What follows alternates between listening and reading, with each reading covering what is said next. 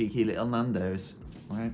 I built this ticket machine so my pregnant wife can request any of her cravings at any time, and she's really been craving Nando's, which we do not have anywhere near us. Closest one is up in BC, and that's just not gonna happen right now. So I'm gonna make peri peri chicken at home completely from scratch, sauce and all. No Nando's order would be complete without chips or fries, and I think the best way to get them at home is with this really easy fry technique I'm gonna show you later in the video. Hey, it tastes in Nando's stuff. I'm so excited. I like to do the dark meat long. We're gonna start by making the peri peri sauce, which is gonna be both a marinade for the chicken, a basting sauce, and a final dipping sauce. It's very multi-purpose in that way. It's a combination of peppers, aromatics, shallots, lots of acidity. I think part of a good peri peri sauce is heat and acidity. First, I'll start with one red bell pepper with the seeds removed, and I am just going to whack that into big pieces. This is all going to go into a food processor to get really broken down. Just cut those into big chunks, don't worry about perfection here. Technically, peri peri would be the peppers you need for this. Tiny, really spicy, and really hard to find, especially if you're on the west coast of the US. Super difficult, couldn't find them anywhere. Fresnos work quite well, you just need a lot to get the same amount of heat. I find that 4 Fresnos is really good for like a medium peri peri sauce. The bell pepper gives a lot of like sweetness and body, and then the shallots are gonna help with that as well. So rough chop about 2 shallots here and add those into your food processor as well. I'm gonna toss in like 6 to 8 cloves of garlic, depending on how I'm feeling. Always like a lot of garlic in this. I think the flavor is really, really nice. And then I'll add in about a tablespoon of tomato paste as well. That deep, rich tomatoey flavor helps round out the sauce. Big pinch of salt, and then quite a bit of olive oil. I want this to be nice and smooth, and I'm gonna fry this after it's blended so it comes out to this really deep, rich sauce. Let it rip in the food processor until it's completely smooth. I'm gonna take this over to the stove where I've got a skillet over like medium heat. To that skillet, I'm gonna add a glug of olive oil. I'll add in everything from the food processor. It's all gonna go in and it's all gonna fry until it's darker in color and a good amount of the water has cooked off. These are all raw vegetables, so if we wanna really start cooking it and simmering this down to a delicious sauce, we need to cook off that water. For me, the flavors I'm looking for are like that nice olive richness, some heat from the chilies, and then a lot of acidity from lemon juice and lemon zest. After about like 5 to 7 minutes over medium-high heat, it should be way drier. You should be able to kind of pick up big clumps of it with a spoon, and that's how you know most of the water has cooked out. It should be a little bit darker in color as well. To that cooked down paste, add 2 cups of chicken stock. In my case, I'll do 2 cups of water and then a big old spoonful of better than bouillon. I'll go ahead and season this with salt and pepper now, but it's really to adjust in the end. I just want to make sure everything is seasoned throughout. Speaking of seasoning, I think dried cumin and coriander are really necessary here, so about a 1/4 teaspoon each. For the florally lemon flavors that I'm looking for, I'm gonna zest in the zest of a lemon. So just big chunky zests are gonna go into this as well. Add in a couple bay leaves. People think bay leaf doesn't do anything. To me, it's like vanilla of savory foods. So add like 3 to 4 leaves of that. Give that a good mix and then bring it up to a simmer. My goal with this sauce is to cook it down by about half to like 3/4 reduction, quite a bit. I want this to be nice and textured and have a good body and be closer to like a nice chunky sauce. If we just were to take this raw, it would be missing a lot of depth of flavor. So by cooking this with chicken stock, we get loads of delicious goodness. After about 30 minutes of simmering, it should look something like this, where most of the liquid is cooked off. It's a lot thicker. You can see some of the bits and chunks sticking through the liquid at the top. That's a good level for our liquids. I like to do this in a wide pan rather than like a sauce pot because it reduces a little bit faster. Go ahead and taste this for seasoning and add salt and pepper as needed. Remove those bay leaves and the lemon peels and then add in a squeeze of lemon juice to your taste. This could be anything from half a lemon to a full lemon depending on how acidic you really want the sauce. Set this aside for now to cool because we want it about room temperature by the time it goes onto the chicken. We're gonna let the chicken marinate in it, so we don't wanna put like hot sauce on raw chicken. For this, I like to take a whole chicken and break it down into pieces, but you could totally just buy bone and skin on chicken thigh and use that. Know that it's gonna be just as delicious and you don't have to go through as much work. If you wanna do a whole chicken, go ahead and take off the legs and thighs in one big piece. You can do that by sort of bending the drumstick outwards. Use your knife to get in between that gap of the drumstick and thigh and like the breast meat. I like to go all the way around to the spine so I can get the chicken oyster in there. It's a really delicious piece of dark meat that you don't want to leave on the carcass. From there, it's really easy to just cut through where the thigh bone meets the hip. Wiggle it around a little bit so you can get in between those bones. It's a lot easier to cut through the ligaments than it is to cut into bone itself. The leg and thigh should just pop off in one big piece. I take off the wingtips because I think those just kind of burn and are really good for stock, so put those in a big bowl for stock later. Getting the breast meat off in one piece is incredibly simple. There's a bone in the middle of the breastplate that kind of splits the 2 breasts in half perfectly. Just pick a side and run your knife gently along that bone. It's angled in a way that you can sort of shave the whole breast off. All you have to do is go along the side, let gravity work, and shave it off that breastplate. Do the same thing for both sides. And once you get towards where the wing sort of connects to the main body, you do have to cut through and find the ligaments.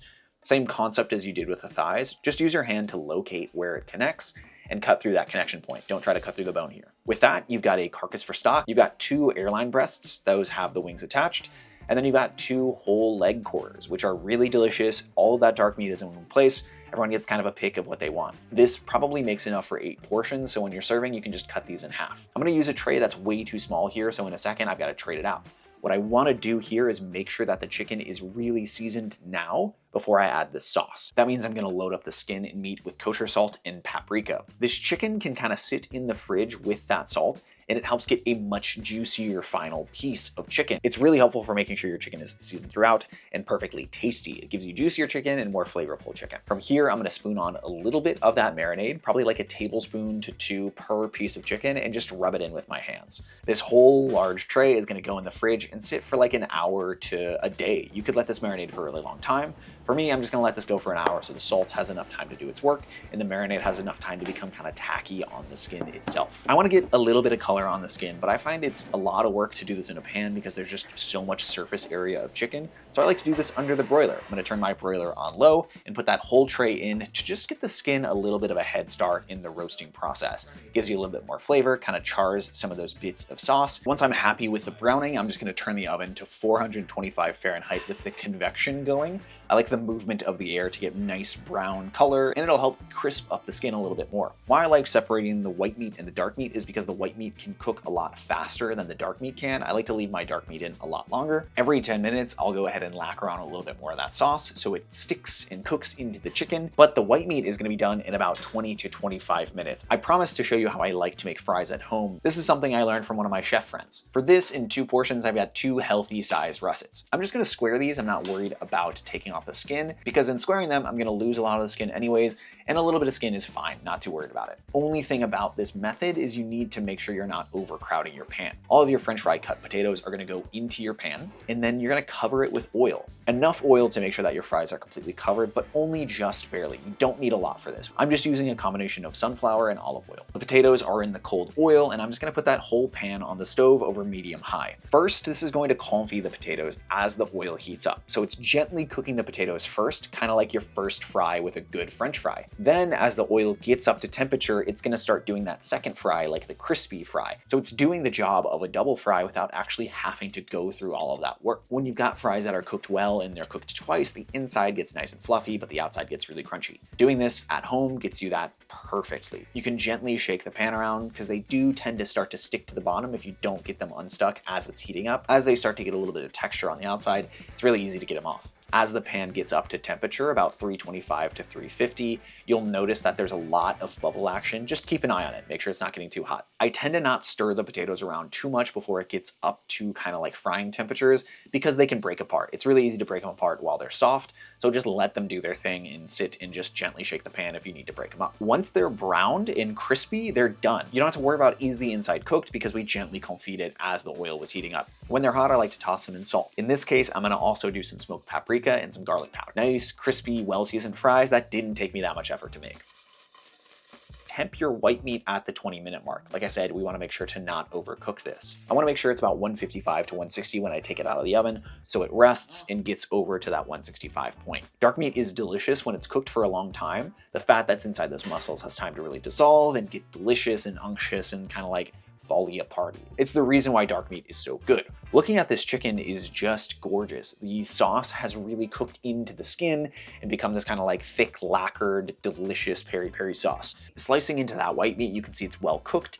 It's juicy, it's sort of rested to finish cooking, and the combination of super juicy white meat and really flavorful skin and sauce is like what makes this chicken so addicting. I'm gonna go ahead and call down Megan K and get the final verdict on what she thinks of this chicken. I know it's delicious, but I'm cooking for her cravings and not mine, so let's see what she thinks. I got you cheeky little Nando's here. Yeah, your chicken, your chips. I don't know what spectrum of accent we're trying to hit here. I'm so excited. I feel like you want me to. Good cook on the chicken. Is it? Excited. I like to cook the dark meat long. Yeah. Does it hit the Nando's vibe? Yeah, that's really good.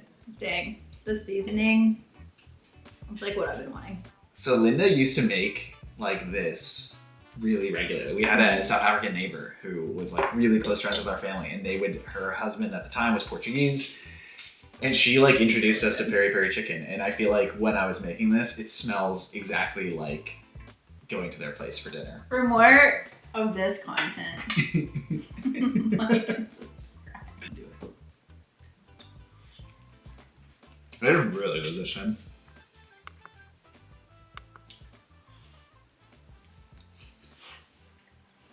I don't think you're supposed to slurp chicken.